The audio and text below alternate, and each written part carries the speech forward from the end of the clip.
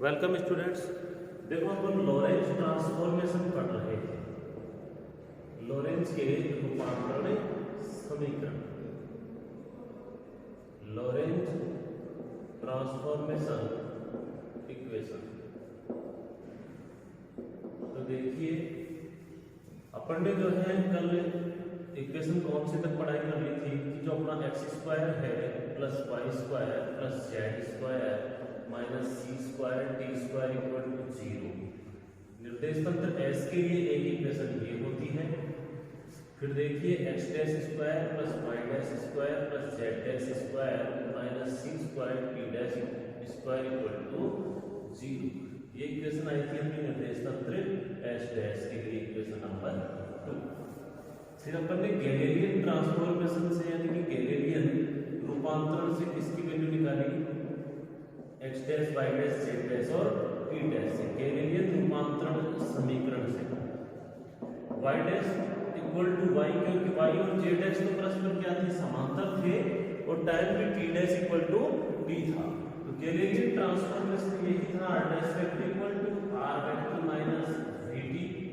अपन ने इसी इक्वेशन 3 के आधार पर क्योंकि जो निर्देश तंत्र एच डैश है वो एक्स एक्स के अनुदिश गति कर रहा है, तो यहां से अपन ने एक्स डैश की वैल्यू निकाली, कितनी आ जाएगी, देखो x dash equal to x minus v t, y dash equal to y, फिर देखो z dash equal to z और t dash equal to T.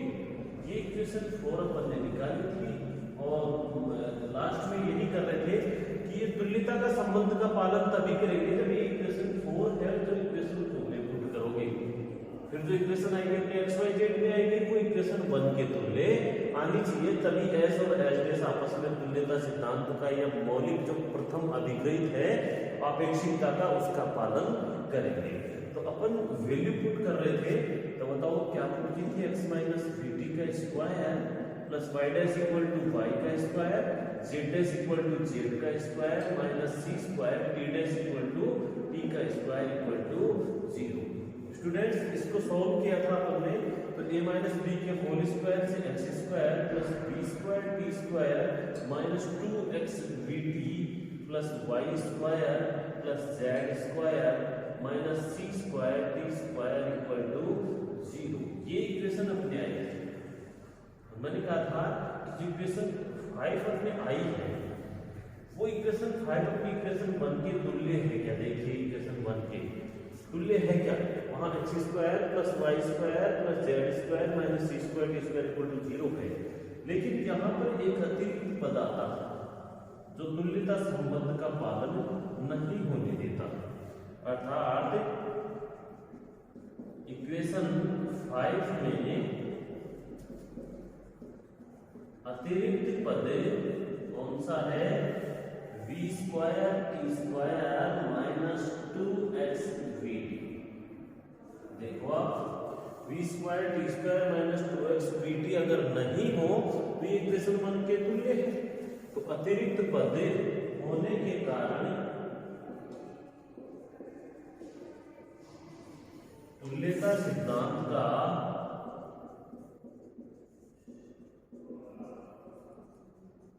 पालन नहीं होता है।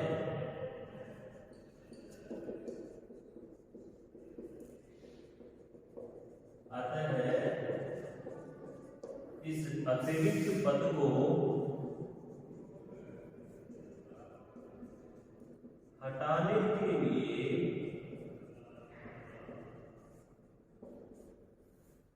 अब इस अतिरिक्त जो पद है इस पद को हटाने के लिए माना अपन मानते हैं 4 इक्वेशंस।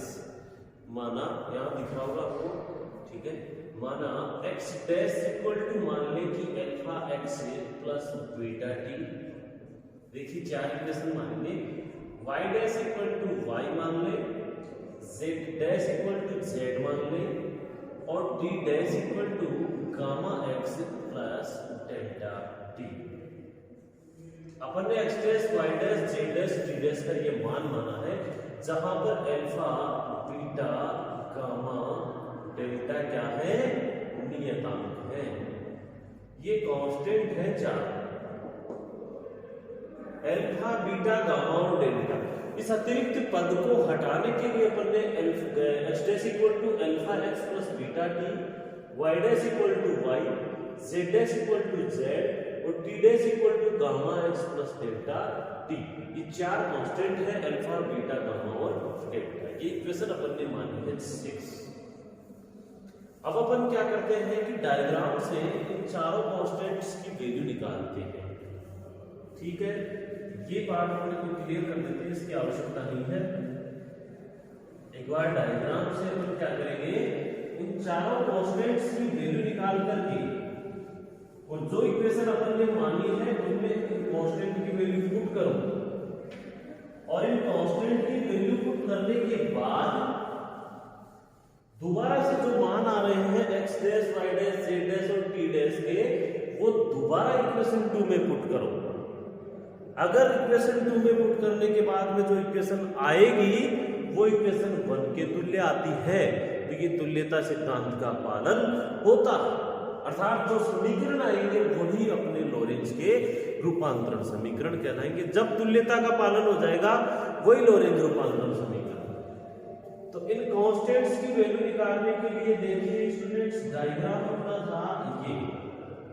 निर्देश तंत्र S है, कोऑर्डिनेट सिस्टम के हिसाब से XYZ कोऑर्डिनेट है, उसके मूल बिंदु O है। दूसरा निर्देश तंत्र S डैश है, जो निर्देश तंत्र S के प्लस x की ओर नियत वेग v से क्या कर रहा है, गति। मूल बिंदु उसका O डैश है, बल्कि y डैश और z डैश निर्देश तंत्र S के y और z के समांतर है। ये डायग्राम समझो, ये निर्देश तंत्र S डैश का। तो देखिए स्थिति है या अपना जो है प्रतिबंध है, फर्स्ट प्रतिबंध ये है कि निर्देश तंत्र S डैश निर्देश तंत्र S के मूल बिंदु से प्लस x की ओर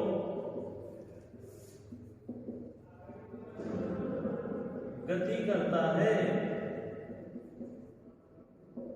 अर्थात x डैश इक्वल टू 0 है खुद का। तो फर्स्ट प्रतिबंध यही है, याद लिख लो ना, निर्देश तंत्र S डैश S के मूल बिंदु से प्लस x की ओर गति करता है, अर्थात x dash equal to 0। Condition first यही है, x डैश इक्वल टू 0 पर किस वेग से गति करता है, v वेग से। अब देखिए आप v वेग को क्या लिख सकते हो, dx अपॉन dt। जहां पे आपको v दिखेगा वहां क्या लिखोगे, dx अपॉन dt। और स्थिति सेकंड है, देखो अपना जो ये गति करता है, देखो बच्चों जैसे कोई भी पार्टिकल जो है मूविंग कर रहा है, गति करता है, जैसे अपन किसी बस या ट्रेन में सफर करते हैं तो अपने को जो पेड़ पौधे जो होते हैं वो अपने को उस गति के विपरीत दिशा में गति करते हुए प्रतीत होते हैं, केवल आभास होते हैं, मूव करते थोड़ी है, गति करते थोड़ी है। तो यही बात दूसरी स्थिति में है कि S डैश जब मूविंग कर रहा है, गति कर रहा है, तो S निर्देश तंत्र इस S डैश को माइनस v वेग से गति करता हुआ प्रतीत होता है, किधर, x अक्ष की ओर। अर्थात खुद जब गति करेगा, x डैश गति कर रहा है तो x इक्वल टू 0 पर माइनस v वेग से गति करता हुआ प्रतीत होता है, और किसको, dx dash upon dt dash. Negative sign क्या कर रहा है, विपरीत दिशा, x अक्ष की विपरीत दिशा को क्या करेगा, ये प्रदर्शित कर रहा है। तो दो कंडीशन है, x इक्वल टू 0 पर माइनस v वेग से गति करता हुआ प्रतीत होता है, कौन से निर्देश तंत्र को, S डैश निर्देश तंत्र को। तो अपना सेकंड जो है वो क्या डिनोटेट कर दिया मैंने कि x इक्वल टू 0 पर माइनस v वेग हो जाएगा dx डैश अपॉन dt। अब ये दोनों प्रतिबंध अपन ने जो इक्वेशन मानी है 6 उसमें पुट करेंगे। तो इक्वेशन 6 से क्यों करेंगे, क्योंकि कांस्टेंट की वैल्यू निकालनी है हमने को। अब पहला प्रतिबंध पुट करो पहले, उसमें x डैश इक्वल टू 0 है। x डैश कौन सा इक्वेशन है 6 में भी, केवल फर्स्ट वाला, x dash equal to alpha x plus beta t है। बताओ और कोई एक्सप्रेस की इक्वेशन है क्या जिसमें जीरो मिलेंगे? तो नहीं है, क्योंकि यही है तो स्थिति फर्स्ट से x dash equal to 0 equal to alpha x plus beta t आ जाएगा बच्चों। फिर क्या करोगे, इसका अवकलन करो, अल्फा और बीटा तो कांस्टेंट है, अवकलन करोगे 0 equal to alpha dot dx plus beta dot dt, x और dx dt का क्या x और t का क्या हो जाएगा dx और dt। अब देखो alpha dot dx equal to लिख सकते हो माइनस का बीटा dt, बताओ बच्चों लिख सकते हो। फिर देखो dx अपॉन dt लिख दो इक्वल टू माइनस का बीटा अपॉन अल्फा, बताओ कोई दिक्कत है? नहीं है, बीटा अपॉन अल्फा आ गया। अब देखो स्थिति फर्स्ट से देखो dx अपॉन dt को क्या लिख सकते हो v, अर्थात ये हो गया v। तो बीटा इक्वल टू यहां निकाल सकते हो बच्चों, बीटा इक्वल टू माइनस का अल्फा v, बीटा की वैल्यू आ गई यहां से अल्फा की फॉर्म में। बीटा इक्वल टू ये नेगेटिव साइन उधर चला जाएगा और अल्फा से इनटू करा दो तो बीटा इक्वल टू माइनस का अल्फा। एक तो इक्वेशन 6 से बीटा और अल्फा का मान आ गया। फिर देखो इक्वेशन 6 से ही स्थिति सेकंड अप्लाई करते हैं। स्थिति सेकंड के लिए x इक्वल टू 0 है मतलब इसमें तो x इक्वल टू 0 के लिए तो x डैश वाला समीकरण प्रूव कर सकते हो, y dash equal to y की आवश्यकता नहीं है, z dash equal to z की आवश्यकता नहीं है, t dash equal to gamma x plus delta t वाला। तो दो समीकरण है, एक तो है x dash equal to alpha x plus beta t का और दूसरा है t dash equal to gamma x plus delta t। इन दोनों में x इक्वल टू 0 पुट करो, x डैश इक्वल टू क्या बचेगा, इधर तो बीटा t और इधर क्या आ जाएगा t dash equal to delta t। इस t dash equal to delta t से बच्चों t की वैल्यू निकालो तो यहां पुट कर दे अपन, ठीक है ना। तो t डैश अपॉन डेल्टा, ठीक है ना, t की वैल्यू निकालेंगे तो t डैश अपॉन डेल्टा, ये t का मान इधर समीकरण में पुट कर दो तो x dash equal to beta, t का मान कितना है t डैश अपॉन डेल्टा। अब बच्चों इसका अवकलन करने पर क्या आ जाएगा dx dash equal to beta upon delta dot dt dash. फिर देखिए dx dash upon dt dash equal to beta upon delta, क्या आ गया dx dash upon dt dash equal to beta upon delta आ गया। अब देखो dx dash upon dt dash का मान क्या है स्थिति सेकंड में माइनस b है, तो minus b equal to beta upon delta आ गया, बताओ ठीक है ना। dx dash upon dt dash की वैल्यू क्या है माइनस b।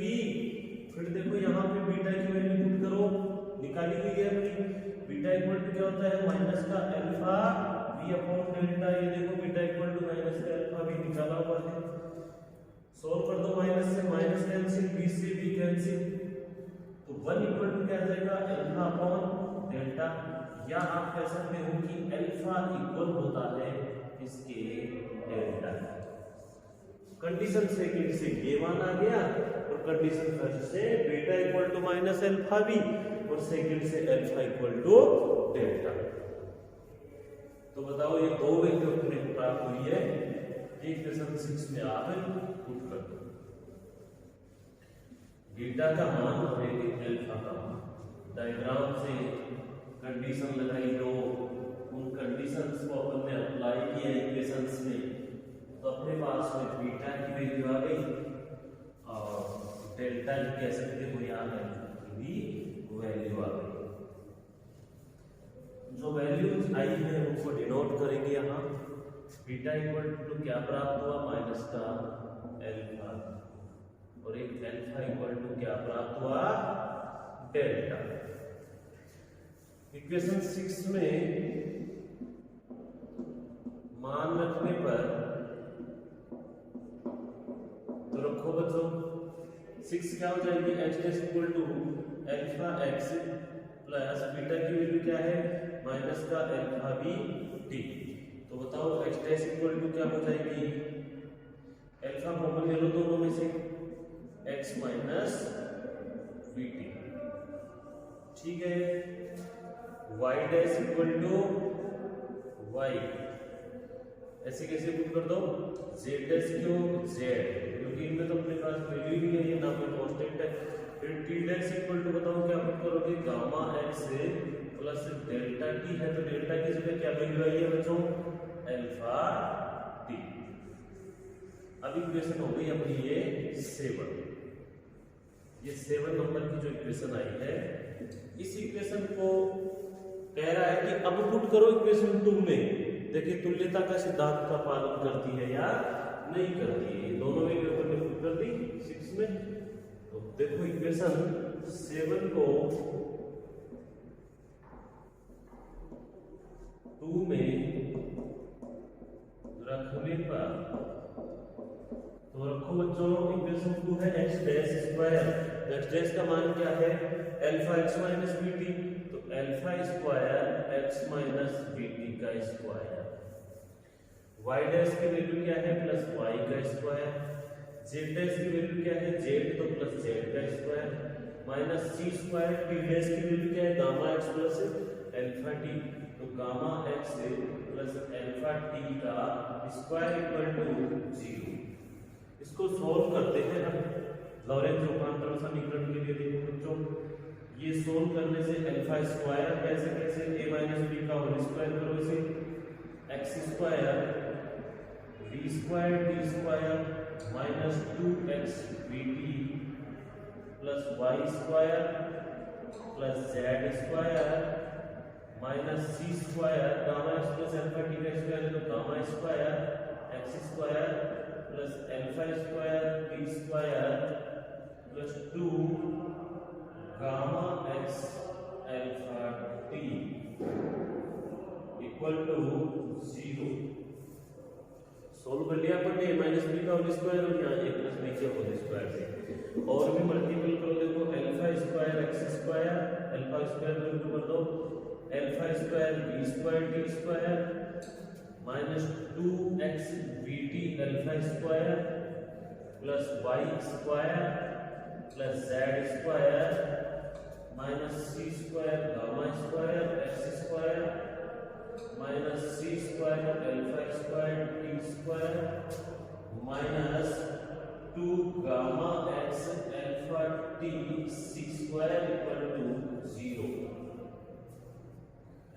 अब देखिए एक्स स्क्वायर के गुणांक की एक जगह करो, वाई स्क्वायर के एक जगह करो, टी स्क्वायर के एक जगह करो, क्योंकि इक्वेशन 1 से तुलना करेंगे ना, तो एक्स स्क्वायर का गुणांक, वाई स्क्वायर का गुणांक, जेड स्क्वायर का गुणांक और टी स्क्वायर के गुणांक अलग अलग निकाल लो, और बाकी का जो पार्ट है उसको अलग अलग कर देंगे। तो देखो बच्चों, देखिए ये इक्वेशन 7 तो जो है अपने को आवश्यकता रहेगी इसकी, ये तो बाद में वापस पुट कर देंगे अपन। देखो एक्स स्क्वायर का गुणांक कहाँ कहाँ पर है, एक तो ये रहा एक्स स्क्वायर का गुणांक, और एक जो है एक्स स्क्वायर का गुणांक जो है ये रहा बच्चों। एक्स स्क्वायर के बाहर ले लो, कोष्टक के अंदर क्या है, alpha square minus c square gamma square, ठीक है ना, कि एक्स स्क्वायर का जो गुणांक है वही है alpha square minus c square gamma square. फिर देखो वाई स्क्वायर का कोई गुणांक नहीं है, तो वाई स्क्वायर अकेला है प्लस जेड स्क्वायर भी अकेला है, तो अपना ये पद भी आ गया और ये पद भी आ गया। फिर देखो टी स्क्वायर के गुणांक क्या क्या है, एक तो ये रहा टी स्क्वायर का, तो टी स्क्वायर कॉमन ले लो आप यहाँ से, क्या है अल्फा स्क्वायर वी स्क्वायर, ये वाला पद रहा। एक टी स्क्वायर का जो पद है ये रहा माइनस का सी स्क्वायर अल्फा स्क्वायर, यानी ये पद भी आ गया। अब पद कौन से रहे, देखो ये माइनस का 2x vt alpha square minus का 2 gamma x alpha t c square equal to 0। जो इक्वेशन अपने आई है h, ये x square y square z square t square का गुणांक में है, तो इक्वेशन 8 की इक्वेशन 1 से तुलना कर देगा। तो बच्चों जो इक्वेशन 8 है उस इक्वेशन 8 की किससे तुलना करोगे, 1 से तुलना कर दो। देखो एक्स स्क्वायर का गुणांक जो है, यहाँ एक्स स्क्वायर का गुणांक नहीं है लेकिन इनटू में 1 तो मानते हैं ना, तो 1 से तुलना करोगे तो इक्वेशन देखो क्या आएगी, alpha square minus c square gamma square equal to 1। ये तो एक्स स्क्वायर के गुणांक की तुलना करने से आ गई। इससे वाई स्क्वायर का गुणांक वाई स्क्वायर तो 1 इक्वल टू 1, जेड स्क्वायर का गुणांक जेड स्क्वायर तो 1 इक्वल टू 1। टी स्क्वायर का जो गुणांक है बच्चों उसका देखो यहाँ पर माइनस का सी स्क्वायर मान है। टी स्क्वायर का गुणांक देखो यहाँ क्या है, alpha square v square minus c square alpha square equal to, इसकी वैल्यू है वहां पर माइनस का सी स्क्वायर। ओके, माइनस का सी स्क्वायर गुणांक है ना बच्चों, यहाँ वैल्यू प्लस है तो वहां माइनस का गुणांक है। फिर देखो टोटल वैल्यू जो है इसका कोई गुणांक ही नहीं है तो इसको ऐसे कैसे लिख दो, जीरो में माइनस का 2x b t alpha square minus 2 gamma x alpha t c square equal to 0।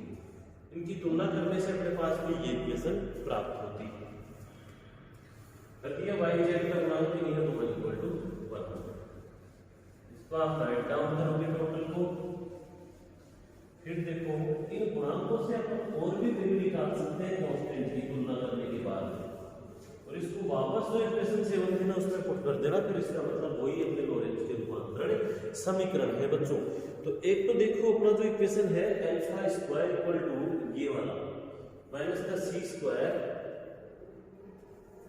ये इक्वेशन है ना कि alpha square v square minus c square alpha square equal to क्या है, माइनस का सी स्क्वायर। यहाँ इन दोनों में क्या कॉमन है, देखो अल्फा स्क्वायर कॉमन है, v square minus c square equal to minus का सी स्क्वायर। यहाँ इसको चेंज कर सकते हैं स्टूडेंट्स अपन, यानी कि alpha square equal to alpha square c square minus b square equal to c square लिख सकते हो आप इसे। तो alpha square equal to c square upon c square minus b square लिख सकते हो ना। तो ये बच्चों सी स्क्वायर यहाँ से कॉमन ले हो आप, सी स्क्वायर नीचे के पार्ट से कॉमन लेंगे तो क्या जाएगा 1 minus b square upon c square लिख सकते हो। सी स्क्वायर को सी स्क्वायर से कैंसिल कर दो, तो alpha square equal to 1 upon 1 minus b square upon c square. ठीक है, तो ये अल्फा का मान ऐसा है जो अपने को पूरी बुक में काम आएगा, 1 minus b square upon c square under root. एक तो इन इक्वेशन से ये अल्फा की वैल्यू निकाली, इस वाली इक्वेशन से। एक इस वाली इक्वेशन से देखो जो अपना गामा है उस गामा की भी वैल्यू निकाल सकते हो आप। जो गामा एक्स और अल्फा टी प्रूव किया था ना, वहां गामा की वैल्यू निकालने के लिए इस इक्वेशन का उपयोग कर देगा। नीचे वाली का क्या थी, माइनस का 2x vt alpha square minus 2 gamma x alpha t c square equal to 0। इन दोनों को सोल्व करो, देखो 2x vt alpha square equal to 2 gamma x alpha t c square. 2 cancel हो रहा है, x भी कैंसिल हो रहा है और d भी कैंसिल हो रहा है। बाकी का जो पार्ट है बोले तो माइनस का alpha square equal to gamma alpha c square. ठीक है ना, यहाँ अल्फा की एक पावर कैंसिल कर दो। ठीक है, फिर देखिए अपने पास में क्या इक्वेशन बच जाएगी, यानी कि minus alpha equal to gamma c square या alpha gamma equal to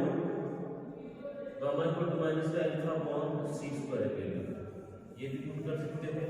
gamma की जो वैल्यू है वो क्या आ रही है, माइनस का अल्फा अपॉन सी स्क्वायर। इसमें शायद एक पार्ट और रह गया होगा अपना, ये बी, सॉरी ये बी और रह गया ना साथ, तो अल्फा वी है, तो माइनस का alpha v upon c square. Gamma की वैल्यू निकालिए, माइनस का alpha v upon c square. तो दो वैल्यू आई है, गामा की आई माइनस का alpha v upon c square. इस वाली इक्वेशन को, इस नीचे वाली इक्वेशन को सोल्व कर लिया अपन, तो गामा इक्वल टू माइनस का alpha v upon c square. अब बच्चों क्या करते हैं, अपन ने जो इक्वेशन 6 मानी थी ना, उस इक्वेशन 6 में ये वैल्यू जो गामा की है वो पुट कर सकते हो। क्या आ गई थी, देखो x डैश की तो आ गई थी अल्फा x माइनस bt आ गई थी, y dash equal to y आ गई थी, z dash equal to z आ गई थी, और t डैश की इक्वेशन क्या थी, gamma x plus alpha t, ये थी इसमें। तो t डैश इक्वल टू क्या लिख सकते हो, गामा की जगह माइनस का alpha b x upon c square plus alpha t, फिर टी डैश इक्वल टू इसमें से कॉमन ले लो, देखो अल्फा, तो t minus v x upon c square. Solve करोगे तो ये क्या आ जाएगी, देखो टी कॉमन ले लिया, इन दोनों में से अल्फा तो ले लिया मैंने कॉमन, टी को पहले लिख दो क्योंकि ये माइनस में है, तो माइनस का v x upon c square रह गया, तो क्या आ गई t dash equal to alpha t minus v x upon c square. ये जो चारों इक्वेशंस हैं वो चारों इक्वेशन क्या कहलाती हैं, लॉरेंज रूपांतरण समीकरण कहलाती हैं। तो ये था बच्चों अपना लॉरेंज रूपांतरण समीकरण। बाकी मैं पीडीएफ में इसके नोट्स भी डाल चुका हूं, आप नोट्स से भी इसका अध्ययन कर सकते हो। तो अपने x dash equal to alpha x minus v t, y dash equal to y, z dash equal to z, t dash equal to alpha t minus v x upon c square, इन्हें क्या कहते हैं, अपने Lorentz के रूपांतरण समीकरण। आज के लिए इतना ही, बाकी का अध्ययन अपन करेंगे कल। Thank you all of